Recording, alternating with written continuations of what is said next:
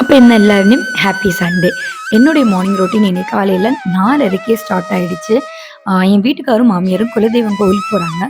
அதனால என் வீட்டுக்காரோட ட்ரெஸ் எல்லாம் ஃபஸ்ட்டே அயர்ன் பண்ணி கொடுத்துட்டு அவங்களெல்லாம் வந்து நல்லபடியாக அனுப்பி விட்டுட்டு பெட்ரூமை வந்து க்ளீன் பண்ண வந்துட்டேன். பெட்டெல்லாம் எடுத்து வச்சுட்டு பெட்ஷீட் எல்லாம் எடுத்து வச்சுட்டு இருந்தபோது என் பிட்டுக்குட்டி வந்து சேட்டை பண்ணிட்டு இருந்தான். நல்ல வேலை ஜித்துக்குட்டி இல்லை நீ இதை விட சேட்டை பண்ணியிருப்பான். எனக்கு பிட்டுக்குட்டி கொடுமா, நான் எல்லாம் பில்லோ எல்லாம் அரேஞ்ச் பண்ணிட்டு பண்ணேன்னு சொல்லிட்டு இருக்கான். நீ ஒன்றும் பண்ண வேணாம், தயவு செஞ்சு கொஞ்ச நேரம் அப்படி இருன்னு சொல்லிட்டு அவனை கூட்டிகிட்டு வெளியில் போயிட்டேன். சோஃபாவில் போய் கொஞ்ச நேரம் அப்படியே மொபைல் பார்த்துருப்ப போல் தூங்கிட்டேன். தூங்கும்போது நல்லா இருட்டாக இருந்துச்சு. எந்திரிச்சு வந்து ஜன்னலில் ஓப்பன் பண்ணி பார்த்தா விடிஞ்சிருச்சு போல். ஓ மணி 7 ஆயிடுச்சு, விடிஞ்சிருச்சா அப்படின்னு சொல்லிட்டு கிச்சனில் கொஞ்சம் அல்லற சில்லற ஜோலி எல்லாம் இருந்துச்சு. அதெல்லாம் வந்து க்ளீன் பண்ணி முடிச்சுட்டேன். துணி ஏதாவது துவைக்கணுமான்னு போய் பார்த்துட்டு வந்தேன். கொஞ்சம் மவுண்டு துணி இருந்துச்சு. ஏன்னா நேற்றுக்கு ஆல்ரெடி துணியெல்லாம் துவைச்சி போட்டதுனால அதிகமாக இல்லை.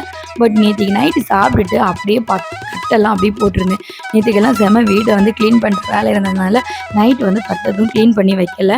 அதெல்லாம் காலையில் எல்லாத்தையும் எடுத்து க்ளீன் பண்ணி அந்தந்த இடத்துல அரேஞ்ச்மெண்ட் பண்ணி வச்சுட்டு ஃபஸ்ட்டு ஃபேஸ் வாஷ் பண்ணிவிட்டேன். ஏன்னா தூங்கிட்டுமே அந்த தூக்கு கலக்க போகவே இல்லை. அடுத்த வேலையை ஸ்டார்ட் பண்ணுறது கிளம்பிட்டு. இந்த வீடியோ பிடிச்சிருந்தா லைக் பண்ணி சப்ஸ்கிரைப் பண்ணுங்கள். பாய்.